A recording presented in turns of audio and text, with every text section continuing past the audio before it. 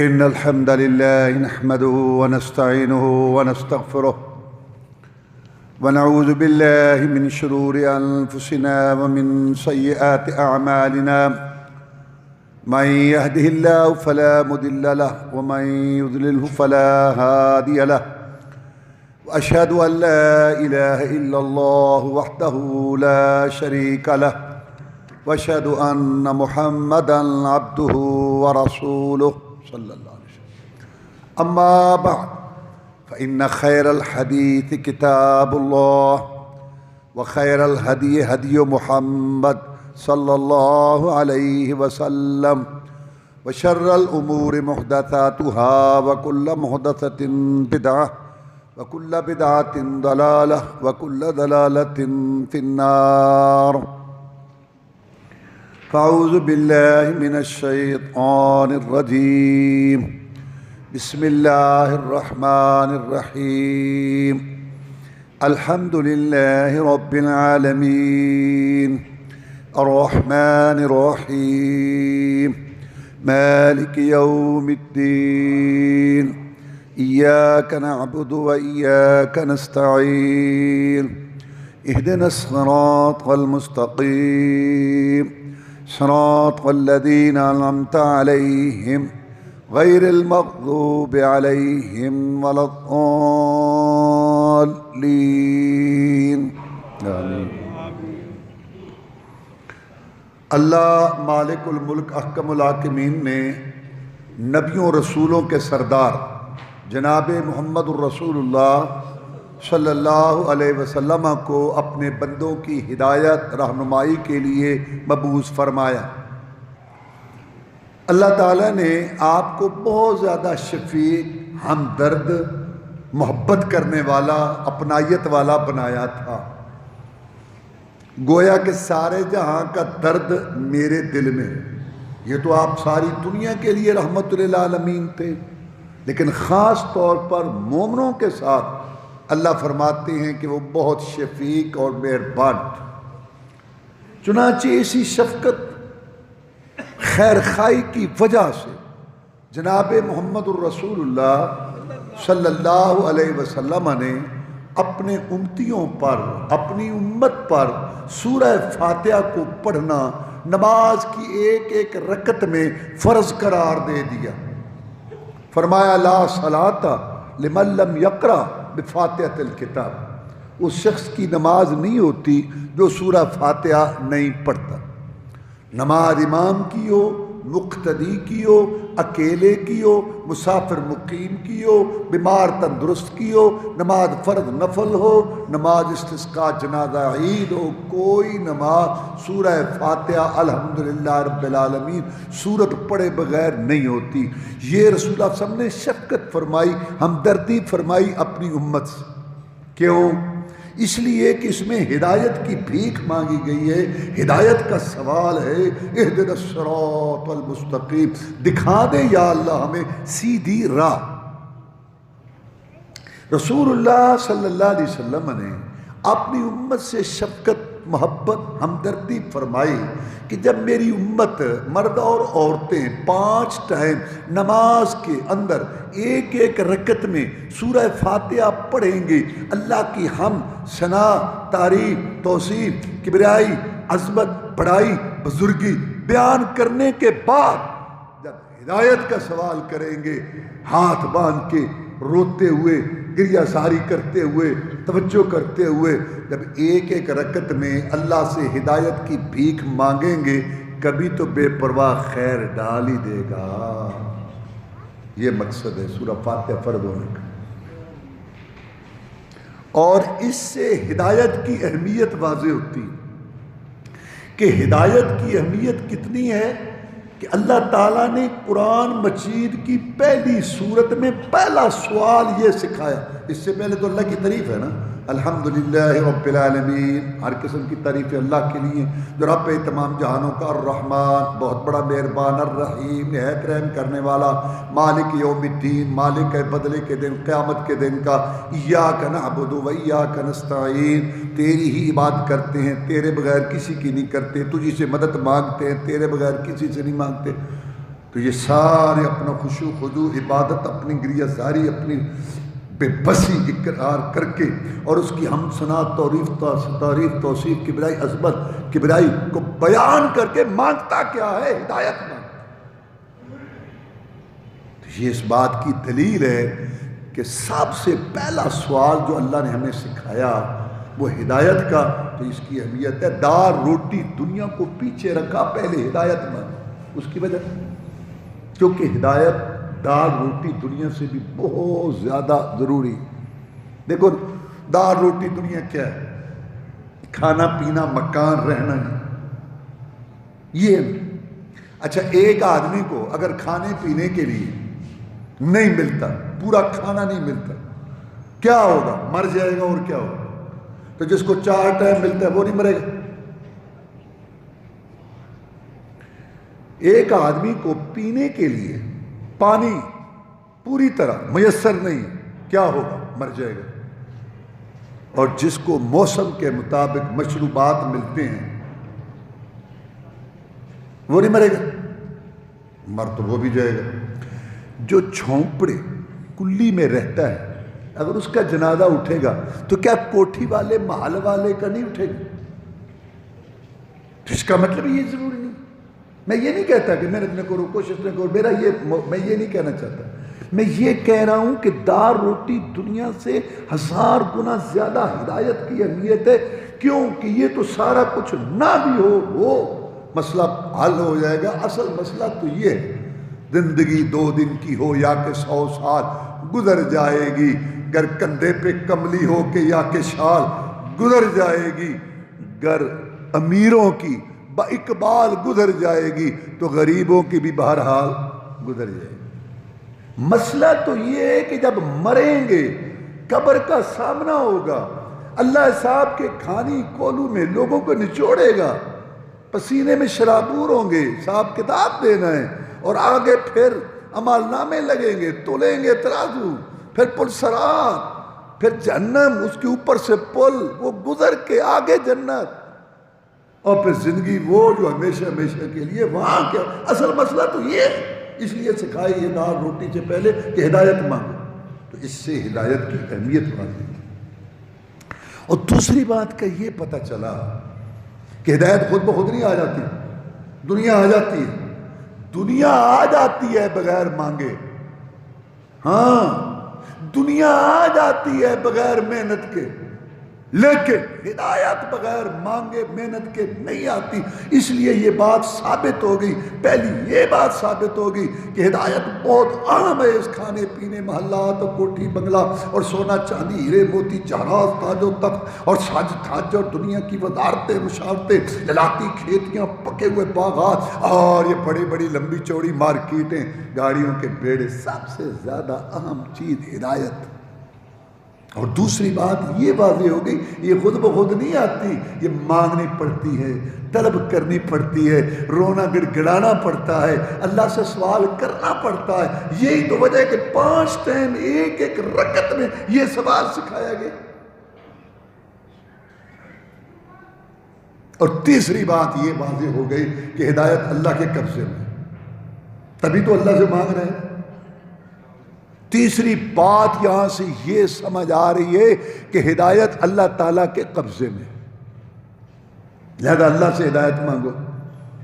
یہ جو قرآن مجید میں اللہ نے فرمایا کہ نبی راہ دکھاتا ہے، رسول راہ دکھاتا ہے، اس کا ہدایت دیتا ہے، اس کا مطلب ہے راہ دکھانا۔ بس جہاں یہ ہے نا قرآن میں کہ رسول جو ہے ہدایت دیتا ہے، کیا مطلب ہدایت دیتا ہے؟ یعنی رہنمائی کا، کیونکہ ہدایت کے 2 معنی، ایک ہے راستہ دکھانا، ایک ہے راستے پر پہنچانا، منزل پر پہنچانا۔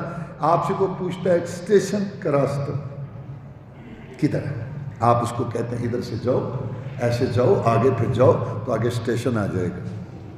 اور اگر آپ اس کو گاڑی میں بٹھا کے ساتھ لے کے اسٹیشن پر پہنچا دیں، دونوں میں فرق ہے نا، ایک ہے راستہ دکھانا، ایک ہے منزل پر پہنچانا۔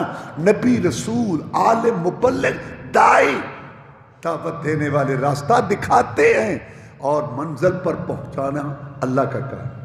یہی وجہ ہے، آپ دیکھیں آپ کے سامنے حبشہ کی مٹی سے بلال آ گیا، روم سے صہیب آ گیا، انہوں نے ہدایت کو قبول کیا، لیکن مکہ میں سکے چچے، آپ کے سکے چچے محروم ہیں،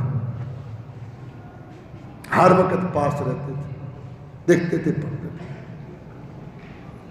اقبال کہتا ہے نا، حسن سے بصرہ، صہیب سے روم، بلال سے حبش، ز خاک مکہ ابو جہل اینچے بالعجبی است۔ کہتا ہے بصرہ کی وادی سے حسن آ گیا، حبشے کی مٹی نے بلال دے دیا، اور روم کے ریگزاروں سے صہیب اٹھا، اور مکہ کی مٹی سے ابو جہل تھا۔ تو ہدایت بیت اللہ پاس ہے، رسول اللہ صلی اللہ علیہ وسلم پاس ہے، قرآن آتا ہے، سنت، لیکن محروم ہے۔ اور جب آپ کا سکا چچا چھتری کی طرح سایہ کرنے والا ابو طالب، جب اس کا خاتمہ کفر پر ہوا تو انسان تھے نا، رسول اللہ صلی اللہ علیہ وسلم پر اس کا بڑا بوجھ ہے، بہت زیادہ آپ کی طبیعت جو ہے نا متاثر ہے۔ اللہ بے پرواہ نے یہ آیت اتار دی، انک لا تہدی من احببت ولکن اللہ یہدی من یشاء۔ پیارے پریشان کیوں ہوتا ہے؟ آپ کا کام ہے راستہ دکھانا، مندر پر پہنچانا میرا کام ہے۔ آپ دعوت دیتے جائیں، ان کو سناتے جائیں، میرا پیغام بتاتے جائیں، کسی کو ابو بکر صدیق بنا دوں، کسی کو ابو جہل لعین بنا دوں، یہ میرا کام ہے۔ مندر پر پہنچانا، تقدیر بنانا اور قسمت کھری کرنا، گود ہری کرنا، ہدایت پر پہنچانا، بگڑی بنانا، یہ کام آپ کا ہے ہی نہیں، یہ میرا ہے۔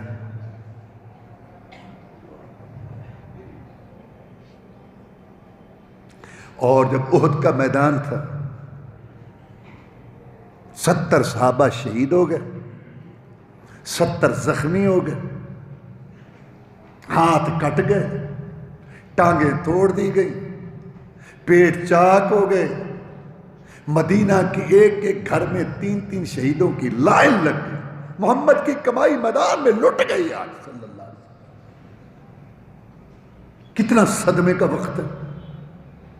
اور پھر ظالموں نے پوری دنیا کی عظیم ترین شخصیت کا چہرہ جو چاند سے بھی زیادہ خوبصورت اور افضل تھا، اس کو زخمی کیا، اور کستوری جیسا خوشبودار خون محمد کا صلی اللہ علیہ وسلم اللہ کی راہ میں اس مٹی میں ملا، سر بھی زخمی ہوا۔ تو آپ نے اپنے سر پہ اور چہرے پہ جو ہاتھ پھیرا تو آپ کا ہاتھ خون سے تر تھا، 70 شہید تھے، میدان کا نقشہ بدل چکا تھا، ریشم جیسی زلف خون میں تر ہو گئی تھی، گلاب کے پھول جیسا چہرہ لہو لہان تھا، کلیوں جیسے دانت آپ کے شہید ہو چکے تھے، ہاتھ پہ خون آیا تو آپ کی زبان مبارک سے الفاظ نکلے، کیف یفلح قوم شجوا راس نبیہم وکسروا رباعیتہ وہو یدعوہم الی اللہ۔ یہ قوم بھی بھلا فلاح پا سکتی ہے، یہ قوم بھی کامیاب ہو سکتی ہے۔ کیسے کامیاب ہوگی یہ قوم؟ جنہوں نے اپنے نبی کا چہرہ اور سر زخمی کر دیا، اور اس کے ربائی آگے والے 4 دانت شہید کر دیے، اور اس کا کوئی قصور نہیں، وہ صرف اللہ کی طرف بلا رہا۔ آخر انسان تھے نا، 70 صحابہ شہید ہوئے پڑے ہیں، 70 زخمی وہ جو ہیں، یہ کچھ زخمی ہیں، اور آپ خود زخمی تھی تو آپ کی قوم ہی نا، امت تھی آپ کی، کیسے فلاح پائے گی؟ ان کی بگڑی کیسے بن سکتی ہے؟ کیسے کامیاب ہوں گے یہ؟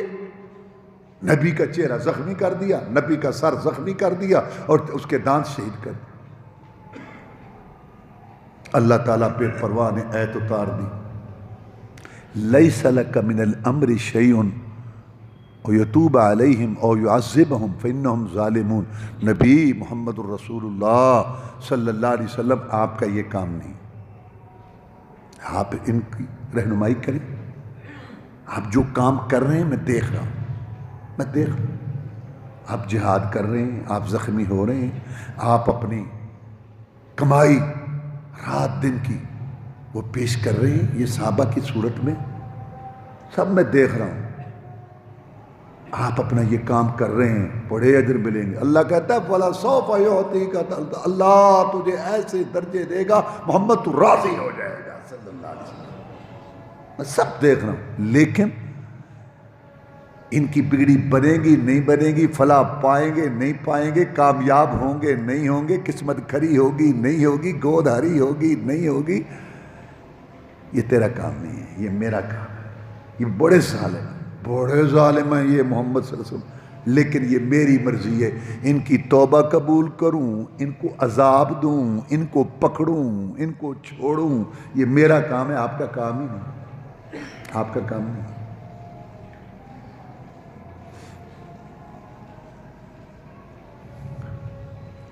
پتہ نہیں لوگ قرآن مجید نہیں پڑھتے، مقام شان سب سے اونچا ہے محمد رسول صلی اللہ علیہ وسلم کا، لیکن رب والا کام رب بھی کرتا ہے، اس میں کسی کا دخل نہیں۔ اللہ تعالیٰ کو شراکت گوارا نہیں نبی رسول کی، آپ دوسروں کو اللہ کے ساتھ شریک کرتے۔ یہ جو اللہ نے ہے تو تاریخ کہا کہ ان کو عذاب دوں، ان کی توبہ قبول کروں، ان کو معافی دوں، یہ میرا کام، آپ کا کام ہی نہیں۔ آپ اپنا کام جو کر رہے ہیں وہ کریں۔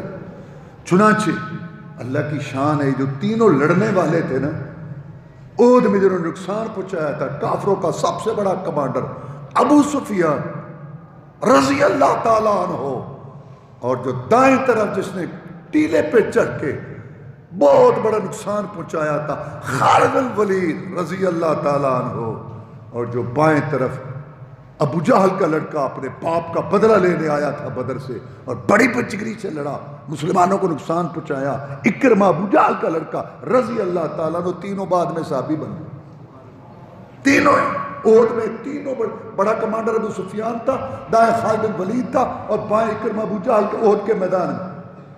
یہ نقصان پہنچانے والے تینوں کو اللہ نے توفیق دے دی، ہدایت، اللہ تعالیٰ نے ان کو ہدایت سے مالا مال کر دیا۔ اہدنا الصراط المستقیم میں تیسری بات یہ سمجھ آتی ہے کہ ہدایت اللہ کے قبضے، تو پھر اللہ سے مانگو، جو چیز اللہ کے پاس اسی سے مانگو۔ اس لیے قرآن مجید میں اللہ نے سکھایا سورہ اعراف میں، الحمدللہ الذی ہدانا لہذا وما كنا لنهتدي لولا ان هدانا اللہ، تمام تعریفیں اس اللہ کے لیے جس نے ہمیں ہدایت دی، اگر اللہ ہدایت نہ دیتا ہم ہدایت نہ پاتے، اور ہم نمازیں نہ پڑھتے، اور ہم زکاتیں نہ دیتے، روزے نہ رکھتے، نہ صدقے خیرات کرتے، یہ سب اللہ کی توفیق سے۔ ایک صحابی تھے عبداللہ بن رواحہ، وہ شعر کہا کرتے تھے دین کی شان میں، ان کے شعر تھے لولا اللہ مہتدینا ولا تصدقنا ولا صلینا، اگر اللہ نہ ہوتا ہم ہدایت نہ پاتے، نہ صدقے کرتے، نہ نمازیں پڑھتے۔ رسول اللہ صلی اللہ علیہ وسلم کئی دفعہ یہ شعر پڑھتے تھے عبداللہ بن رواحہ کے کہ لولا اللہ مہتدینا ولا تصدقنا ولا صلینا، اگر اللہ نہ ہوتا ہم ہدایت نہ پاتے، نہ صدقے کرتے، اور نہ جو ہے ہم نمازیں پڑھتے، یہ سب اللہ کی توفیق۔ اور یہ جو رسول اللہ صلی اللہ علیہ وسلم نے فرمایا ابو موسیٰ اشعری رضی اللہ تعالیٰ، میں تجھے جنت کا خزانہ بتاؤں؟ جناب بتاؤ۔ ما لا حول ولا قوت الا باللہ، یہ جنت کا خزانہ ہے۔ حی علی الصلاۃ، حی علی الفلاح، او نماز کی طرف، او کامیابی کی طرف۔ اس کا جواب کیا ہے؟ لا حول ولا قوت الا باللہ، کیا معنی؟ نہیں ہے طاقت نیکی کرنے کی، اور نہیں ہے قوت گناہ سے بچنے کی، مگر اللہ کی توفیق کے ساتھ۔ اہدنا الصراط المستقیم میں تیسری بات یہ سمجھ آ رہی ہے کہ ہدایت اللہ کے قبضے، دکھا دے ہم کو یا اللہ، اور اس پر استقامت دے، اور اس پر خاتمہ فرما۔ یہ تینوں معنی ہیں اس میں، دکھا بھی دے راستہ، اس پر چلا بھی استقامت سے، اور اس خاتمہ بھی ہمارا اسی پر کر، کیونکہ خاتمہ بھی تو اسی پر ہونا ضروری ہے۔ رسول اللہ فرمایا البرا بالخواتین، اعتبار تو خاتمے کا ہے، ولا تموتن الا وانتم مسلمون، تمہیں موت اسلام پر آنی چاہیے۔ ہمیں پتہ ہے کہ کب موت آنی ہے؟ نہیں، تو اس کا کیا مطلب ہے؟ اس کا مطلب ہر وقت تیاری میں رہے، عقیدہ ٹھیک ہے، نماز کی پابندی ہے، کسی کا حق تو نہیں مارا ہوا، کسی پر زیادتی تو نہیں کی ہوئی، بی بچوں کا معاملہ درست ہے. اس وقت اگر میری موت آ جائے، کیا میں اللہ کے پاس جانے کی پوزیشن میں ہوں؟ گاڑی تو آئے گی، تو نے ٹکٹ لے لیا، سامان تیار ہے، تو تیار ہے.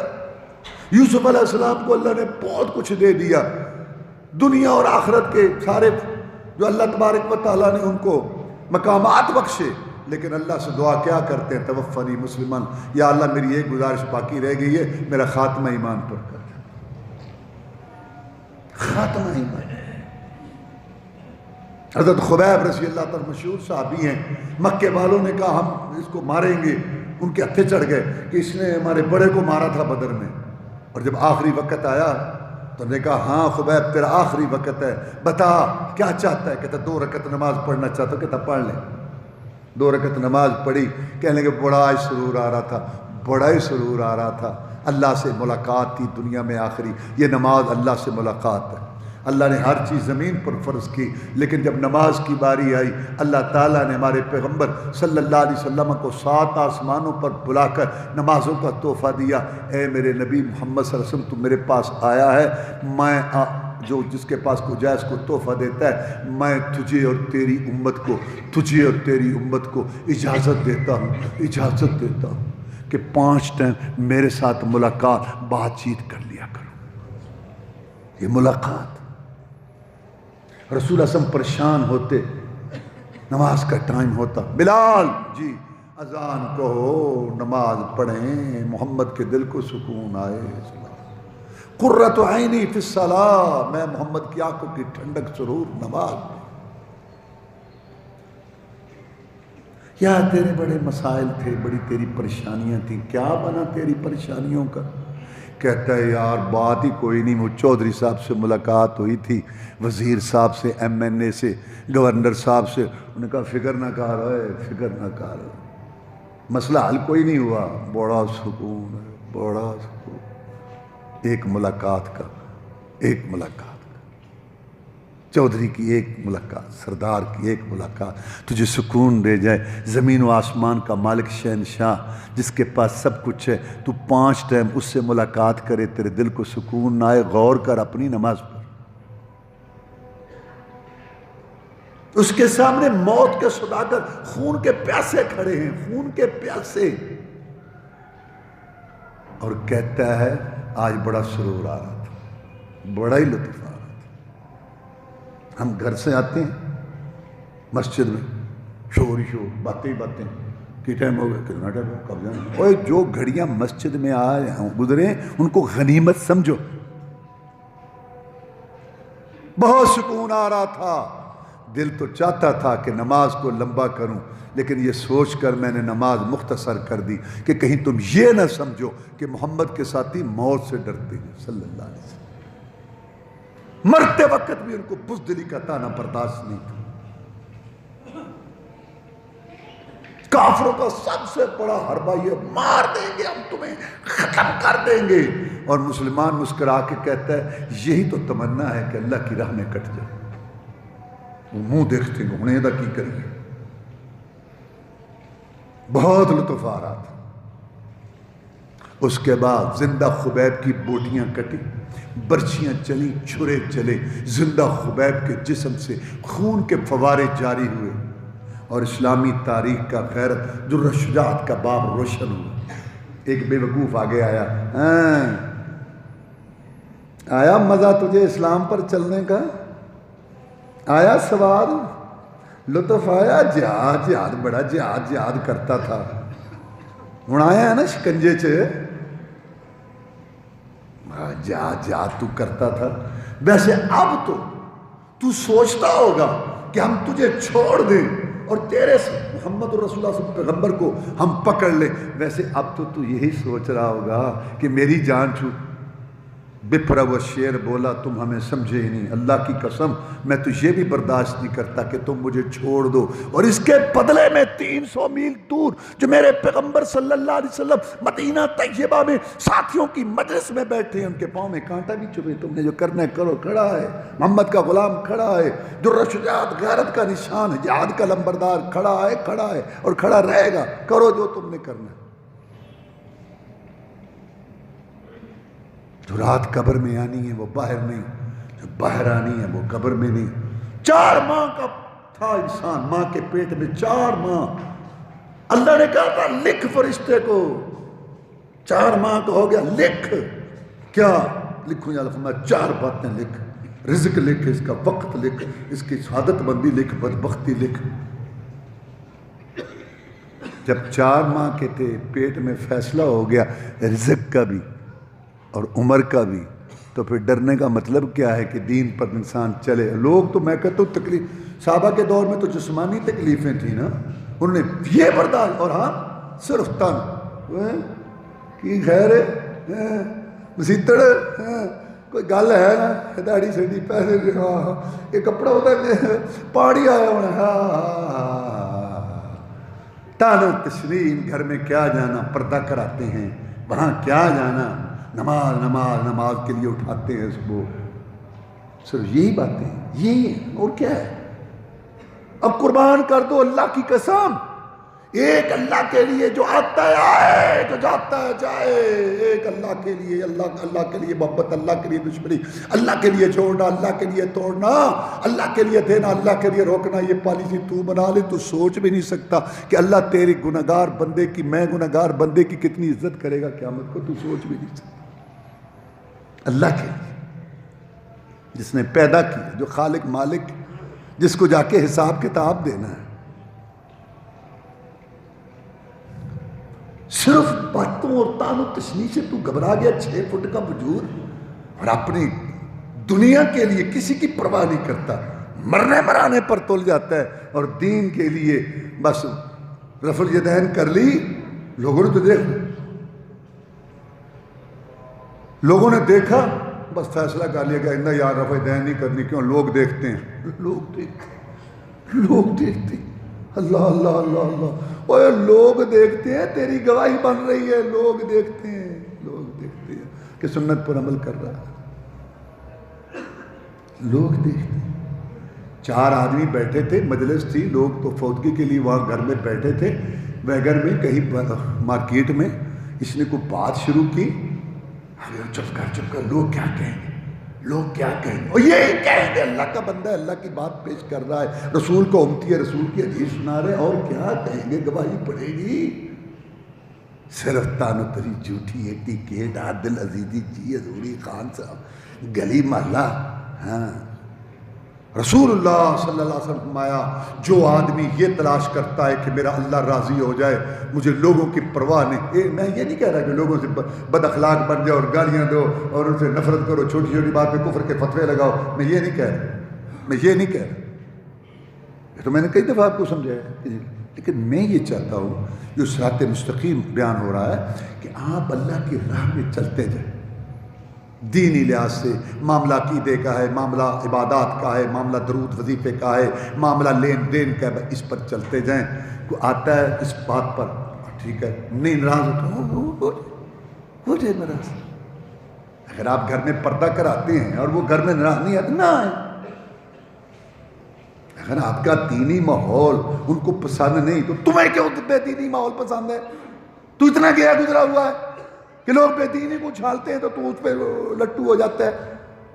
کہاں ہے تیرا رب، تیرا رسول، تیرا دین، تیرا کلمہ کیا ہے؟ تو ہے کیا تیرے اندر قوت جرت ہے؟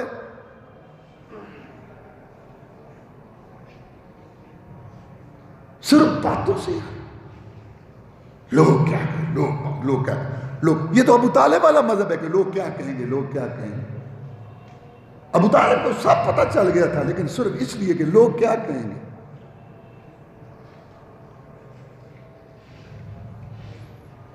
لولا الملامت احدار مثبت لوجدتنی بذاک سم مبینہ، میرے بھتیجے میں نے تجھے سمجھا، کس نے سمجھا ہوگا؟ تیرا بچپن لڑکپن دیکھا، تیری جوانی دیکھی، چال ڈھال کردار و گفتار، تیرا اٹھنا بیٹھنا راتیں دن دیکھی، میں اس نتیجے پر پہنچا ہوں کہ تیرا دین رستہ سب سے اچھا ہے، تو پھر قبول کر لے۔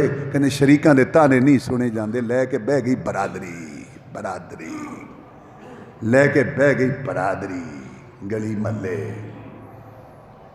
کتنے لوگ ہیں اللہ کی قسم ان کو دین کی سمجھ آ چکی ہے، صرف اس وجہ سے کہ لوگ کیا کہیں، کر لو راضی۔ سنو حدیث، رسول اللہ فرمایا جو یہ چاہتا ہے نا کہ اللہ راضی ہو جائے، تو اللہ تعالیٰ راضی ہو جاتا ہے، اور بندوں کے دل بھی اللہ کے قبضے میں. اور جو یہ چاہتا ہے نا کہ بندے راضی ہو جائیں، تو اللہ کو تو اس نے پہلے ایک طرف اللہ تو ویسے ناراض ہوگا، اور بندے بھی کبھی کسی پر خوش نہیں ہوتے. کبھی کبھی کبھی کبھی تجربے اور ایک آیات دنیا میں موجود. ایک چھوٹی سی سنا دیتا ہوں. ہندوستان میں پاکستان بننے سے پہلے ہمیں ایک وہاں کے رہنے والے یعنی عالم میں فوت ہو گئے، انہوں نے بتایا اس نے لڑکی کی شادی کی، تو اس نے کہا میں ایسے سب لوگوں کو یہی تجھ کو دھننے رہوں، سب سے اعلیٰ ہو، زینت نرالی ہو، فیشن میں یہی لوگوں نے کم کری. موبائل آئے نا، چاہے مر جائیں چلو، سب سے پہلے میں ایسا بھیجو، کسی نے نہیں بھیجا. لوگ مر رہے، حادثہ ہوا ہوتا ہے، کیا یہ فتنہ. حرم میں بھی پہلے لوگ دعائیں پڑھتے تھے، آپ پتہ نہیں کیا یہ مصیبت سی آ گئی ہے مصیبت. تو لوگوں کو یہ کہ میں ایسا بات ہوں، کیا کرے گا. کئی فرعون ہے باہر، کئی گئے، کیا مسئلہ ہے یار، تو سمجھتا کیا ہے. اس 2 دن کی زندگی پہ اتنا نہ اچھل کے چل، یہ دنیا ہے چل چلاؤ کی، سنبھل کے چل.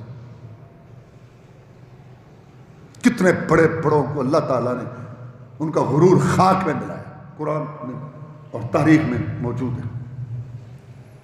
بس میں ایسا کام کروں جو کبھی کسی نے نہ کیا ہو. لڑکی کی شادی کی، برات میں کھانا لوگ دیتے ہیں، جو کچھ تھا سارا کیا. فیصلہ کیا 5 روپے ہر باراتی کو میں دوں گا. مشت ہے، یعنی یہ کم از کم کو 80-85 سال پہلے کی بات ہوگی. ہر آدمی کو 5 روپے میں دوں گا. لوگ کہیں گے واہ واہ واہ، ایسا کام تو کبھی کسی نے نہیں کیا. دے دیے تو بات تو واپس آ جاتی ہے. تو بیٹھ کے لوگ وہیں اسی جگہ پر، کبھی کسی نے نہیں دیے تھے، اور وہیں لوگ بیٹھ کے باتیں کر رہے تھے. 5 دیے، 6 دے دیتا تو کیا تھا، کنجوس ہی نکلے. دے دے کر لو راضی ہے. آدمی مر گیا ہے، بچے یتیم ہو گئے اور وہاں کھانا پک رہا ہے. آدمی گھر کا سربراہ مر گیا. میں بڑا حیران ہوں کہ جرت سے کھاتے ہیں وہاں جا کے. یتیم کا بال، بچے چھوٹے مر گئے کو رہنے دو. وہاں سے کھاتے ہیں. تیسرے دن سارا وہ پکا کے، 7ویں دن پھر چکر لگاؤ، 40 دن پھر، سال بعد پھر پھیرا مارو، کچھ ہے رہ تو نہیں گئی. اور جو کھانے والے ہیں کہنے چول کچے رہ گئے سن، بس وہ گلا کر کے گاڑا 2-4 کٹ کے ہو گئے، کھوا لو انہیں. میں یہ کہنا چاہتا ہوں کہ حدیث کی روشنی میں کہ اللہ کو راضی، بندے نہیں راضی ہوتے کبھی کسی پر. میں کہتا ہوں اللہ پر راضی نہیں ہے سارے. کیا سارے بندے اللہ پر راضی ہیں؟ مسلمانوں کو دیکھ لو، مسلمان تو اللہ معاف ایسے شکوے کرتے، ساڈا گھر ہی لبیا جی، اور بچے نے بخار چڑھا پیا، وہ تو لڑکی فیل ہو گئی ہے، تو جنہ کاروبار کری رہا گھاٹا ہی گھاٹا پی رہا. کی کریے، نمازاں بھی پڑھیاں سن، ساڈا لزون لگ آ بیٹھے. تو میرا مقصد کہنے کا یہ ہے کہ اللہ کو راضی کرو. بچوں کو کیا، لوگوں کو کیا راضی کرنا ہے.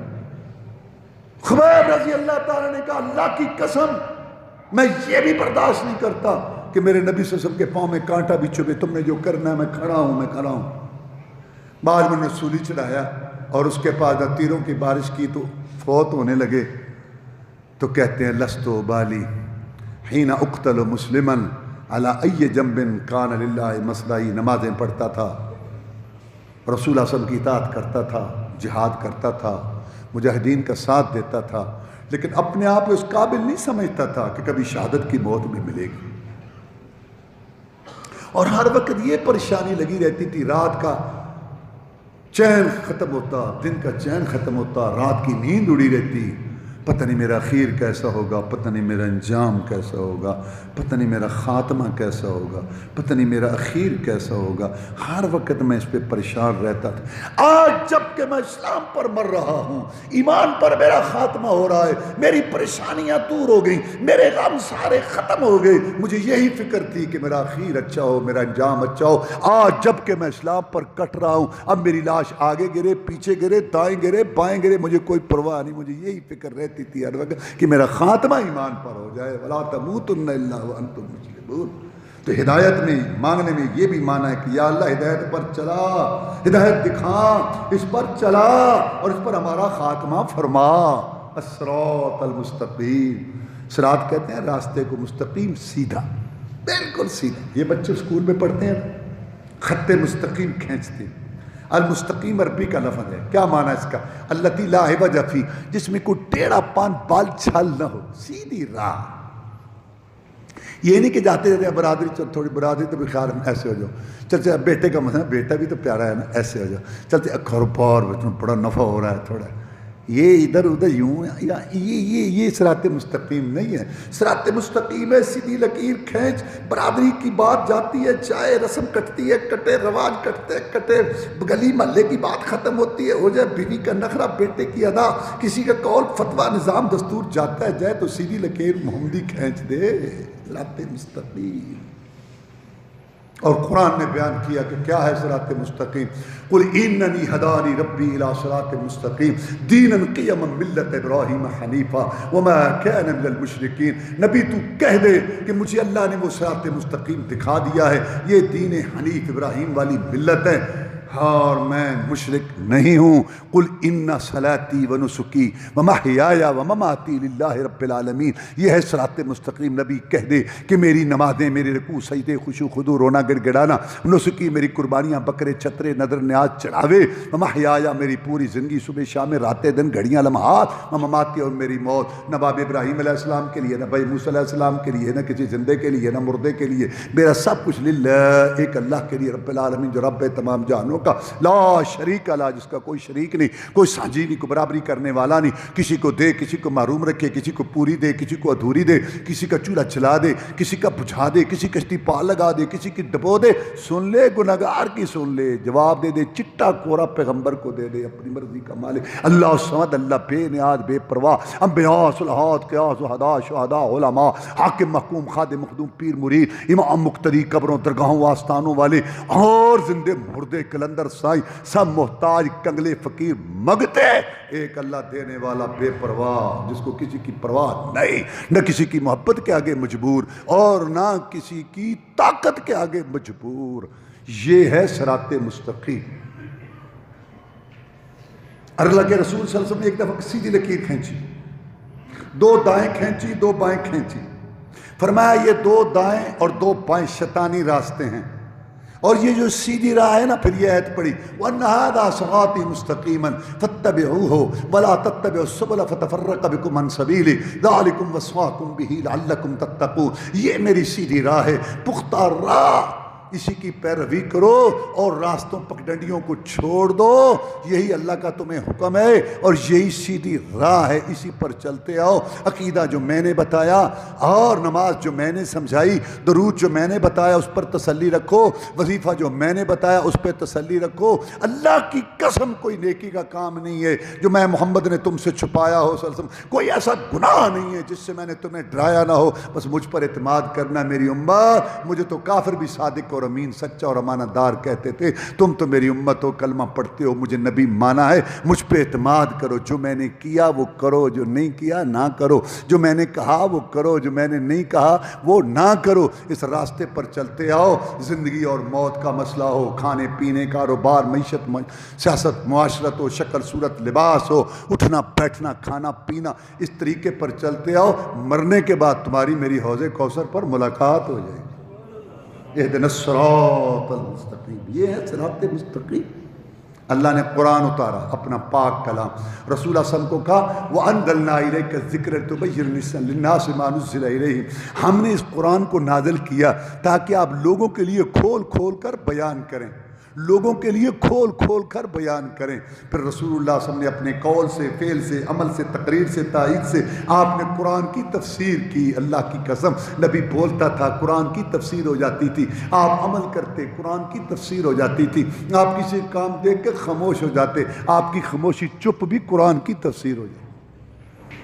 آپ کا عقیدہ، اٹھنا بیٹھنا، چلنا پھرنا، کھانا پینا، رونا ہنسنا جاگنا، اور آپ کی نماز نیاز، روزہ، حج، درود، وظیفہ، آپ کی معیشت، معاشرت سب اللہ کی قسم قرآن کی تفسیر تھی. اگر آپ نے اپنی بیوی سے گفتگو کی، اللہ کی قسم وہ بھی قرآن کی تفسیر پر. یہ ہے صراط مستقیم کہ اللہ نے قرآن اتارا اور اس کی شرح تفسیر آپ نے سمجھائی. اسی لیے رسول اللہ صلی اللہ علیہ وسلم نے فرمایا ترکت فیکم امرین لن تضلوا ما تمسکتم بہما کتاب اللہ و سنت نبیہ. میں دنیا سے جا رہا ہوں، تمہارے لیے 2 چیزیں چھوڑ کے جا رہا ہوں، اور میں گارنٹی دیتا ہوں تم کبھی گمراہ نہیں ہوگی جب تک 2 چیزیں پکڑے رکھو گے. ایک رب کا قرآن، ایک میں محمد کا فرمان صلی اللہ علیہ وسلم. فرمایا یوشک رجل شبان علی اریکتہ، ایک وقت آئے گا آدمی کھاتا پیتا اپنے پلنگ پر بیٹھا کہے گا حسبکم کتاب اللہ، قرآن کافی، قرآن کافی. فما وجدتم فیہ من حلال فحلوه ما وجدتم فیہ من حرام فحرموه. جو قرآن میں حلال ہے اس کو حلال سمجھو، جو حرام ہے حرام. بس بس بس قرآن، بس خبردار. الا انی اوتیت الکتاب ومثلہ، میں اس کو کہہ دینا میں محمد صلی اللہ علیہ وسلم قرآن بھی دیا گیا ہوں، قرآن جیسی ایک اور چیز بھی میں دیا گیا ہوں، حدیث رسول، سنت رسول صلی اللہ علیہ وسلم. ویعلمہم الکتاب والحکمہ، نبی کتاب اور حکمت سکھاتا ہے. نہ 3 کہ قرآن حدیث کے علاوہ کوئی تیسری بھی ضروری ہو، کسی کی سوچ فکر اور کسی کی فقہ یا کسی کی تقلید، اور نہ 1 صرف قرآن نہیں 2، 1 قرآن، 1 اس کی تفسیر حدیث سے رسول. بس کلمے میں 2 کا ذکر اللہ رسول، اذان میں 2 کی گواہی اللہ رسول، خطبے میں 2 کا اعلان اللہ رسول، اتحیات میں 2 کا اقرار اللہ رسول. قرآن میں اطیعوا اللہ واطیعوا الرسول، یا بات اللہ کی مانو یا رسول اللہ کی مانو صلی اللہ علیہ وسلم. اور جب مریں گے قبر میں جائیں گے، پہلا سوال رب کا، دوسرا رسول کا، تیسرے کی بات ہی کوئی. برادری کی عزت کرو، گلی محلے والوں کا خیال رکھو، ان کو کھلاؤ پلاؤ، امن سکون کی فضا بناؤ. لیکن دین، اسلام، ہدایت، صراط مستقیم، حق کا راستہ وہی ہے جو اللہ نے اتار دیا، محمد رسول اللہ صلی اللہ علیہ وسلم نے سمجھا دیا. رسم رواج، باپ دادا کی بات، علاقے کی بات، سیٹی کے تقاضے، قول، فتوے، لڑیاں، سلسلے، نظام، دستور، یہ دین نہیں ہے. دین کسی کی باپ کی جاگیر یا نانی اماں کا مذہب نہیں ہے. پنچایتوں میں، شہروں میں 4 آدمی اکٹھے ہو جائے، بڑی اوپر محفل ہے، ثواب ہے جی، بڑا چلنا. غلط. کون ہے تو؟ اللہ خالق مالک رازق کھلانے والا، خوراک غذا دینے والا، اس کو حق کے قانون نازل کرنا، اور جس کو اس نے بڑا بنا کے بھیجا اس کی ذمہ داری ہے اس کو بیان کرنا. وآخر دعوانا الحمدللہ رب العالمین.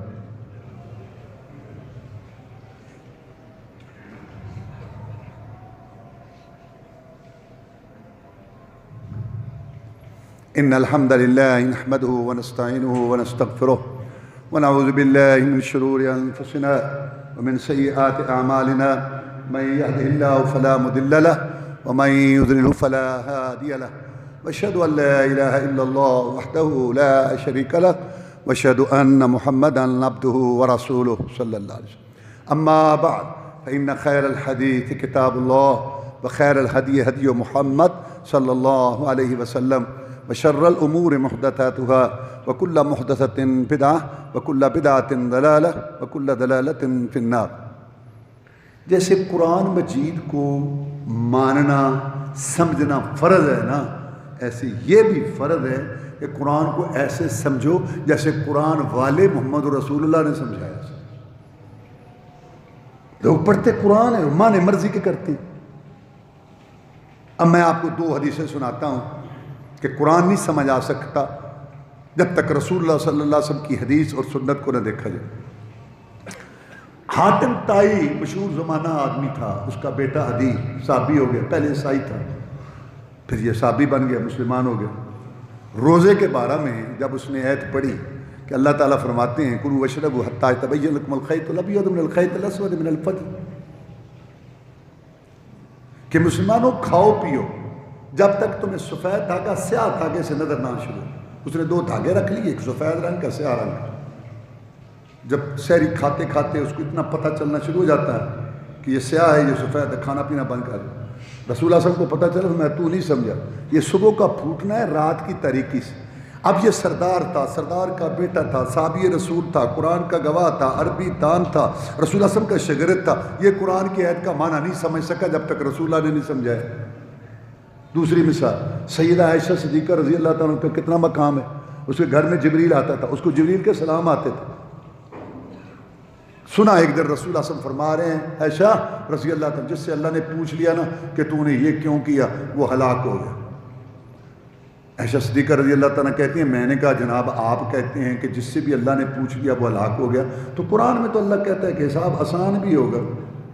اگر ہر پوچھنے والے ہر حساب والے نے ہلاک ہونا، ہر جس سے پوچھا جائے گا اگر وہ ہلاک ہونا ہے تو یہ حساب آسان کا کیا مطلب ہے؟ رسول اللہ فرمایا عائشہ یہ تو پیش کرنا ہے، یعنی حساب آسان یہ ہے کہ اللہ تعالیٰ بندے کو سب سے علیحدہ کر کے کہے گا تو نے فلاں کام کیا، ہاں یا اللہ کیا، فلاں بات کہی تھی، ہاں یا اللہ کہی تھی، فلاں یہ فلاں کام کیا نا، ہاں یا اللہ کیا۔ اب بندہ کہے گا بس میں اب گیا۔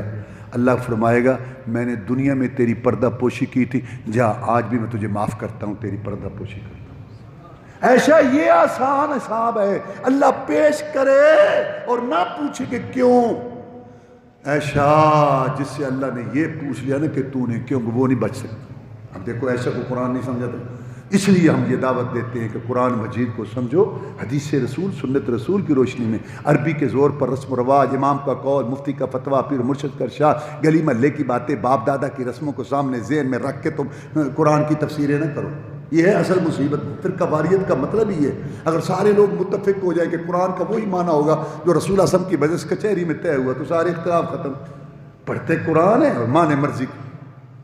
اقبال اسی لیے تو کہتا ہے زمن بر صوفی و ملا سلامے کہ پیغام خدا گفتند مارا، بلے تعویل عشاں در حیرت ادا خدا و جبرائیل و مصطفیٰ۔ وہ فارسی کلام میں کہتا ہے مولوی صاحب صوفی کو ہمارا سلام، قرآن سناتے ہیں مانا وہ کرتے ہیں، جبریل حیران ہے میں لے کے نہیں آیا، رسول اللہ نے سمجھایا نہیں، اتنے تفسیر ہو رہی ہے کہ نہ قرآن چ لکھے ہے اللہ تعالیٰ تعالیٰ کئی مشکل کشا نے کئی حاجت روانا سن لو، قرآن آیا ذرا توحید سمجھانے کے لیے۔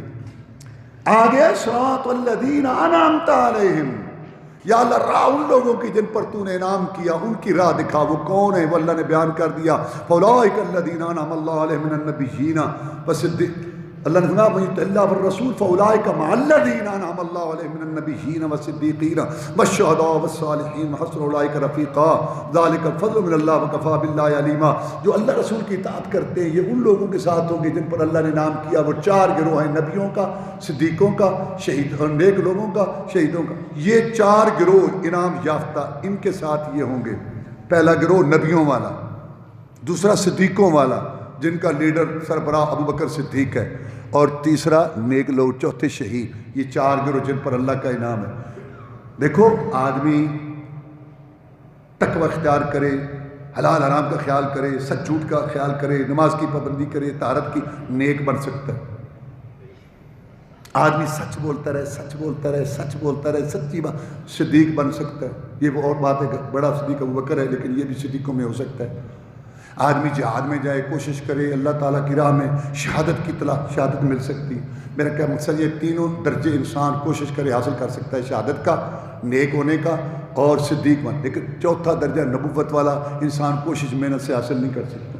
لہذا یہ مرزائیوں کا یہ خیال غلط ہے۔ وہ کہتے ہیں دیکھو جی سورۃ فاتح میں اللہ نے کہا ان کا راستہ جن پر تیرا انعام ہوا، ان کا راستہ جن پر تیرا انعام ہوا، تو یہ چار انعام ہیں، تو جیسے باقی تین چیزیں حاصل ہو سکتی ہیں نبوت بھی حاصل ہو۔ غلط، نبوت اللہ کی دین ہے، جس کو چاہے دے، کسی اور کو نہیں مل سکتی۔ اور اس میں یہ ادب بھی سکھایا گیا کہ اللہ تعالیٰ نے فرمایا راستہ ان لوگوں کا جن پر تو نے انعام کیا۔ آگے کیا کہا؟ غیر المغضوب علیہم ولا الضالین، ان لوگوں کا راستہ نہ دکھانا یا اللہ جو جن پہ غضب کیا گیا اور جو گمراہ ہوا۔ جن پہ غضب ہوا یہ یہودی ہیں، قرآن میں ہے، اللہ فرماتے ہیں فباؤ بغضب علی غضب۔ یہودی جو ہے انہوں نے پہلے رب کو غصہ چڑھایا، پھر جب رسول اللہ صلی اللہ علیہ وسلم کا انکار کر کے اللہ کو اور غصہ آ گیا۔ یہ یہودیوں کو مطلب اللہ نے مغضوب غضب کا ذکر قرآن میں کیا۔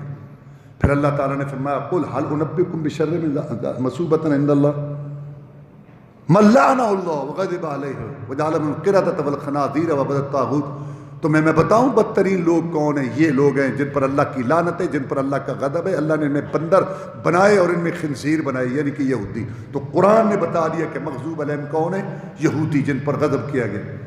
اور آگے الضالین، نہ گمراہ، وہ کون ہے؟ وہ نصارہ، عیسائی۔ قرآن نے بیان کیا قل یا اہل الکتاب لا تغلوا فی دینکم ولا تتبعوا اہواء قوم قد ضلوا من قبل وضلوا کثیرا وضلوا عن سواء السبیل۔ کہہ دے نبی کہ اہل کتاب غلو نہ کرو، عیسیٰ علیہ السلام کو اللہ کے ساتھ نہ ملاؤ، اور لوگوں کے قوم کے خواہش کی پیروی نہ کرو جو خود گمراہ ہوئے اور دوسروں کو بھی گمراہ کیا۔ تو یہ یہودی عیسائی ہیں قرآن کی تفسیر میں۔ اور خود رسول اللہ صلی اللہ علیہ وسلم نے بھی بتایا کہ مغضوب علیہم یہودی ہیں، مسند احمد کی روایت ہے، اور ضالین جو ہیں وہ نصارہ ہے، عیسائی ہے۔ دیکھو جن قوموں پر اللہ کا غضب ہوا نا ان میں امام یہودی ہیں، باقی اور بھی قیامت تک آنے والے اس میں شامل ہیں جن پر اللہ کا غضب ہوگا، اور جو گمراہ ہوئے ان کے امام عیسائی ہیں، پھر قیامت تک جتنے گمراہ ہوں گے وہ اس میں شامل ہیں ان میں۔ اب میں آپ کو بتاتا ہوں کہ یہودیوں کی بڑی خرابی کیا تھی اور عیسائیوں کی بڑی خرابی کیا تھی۔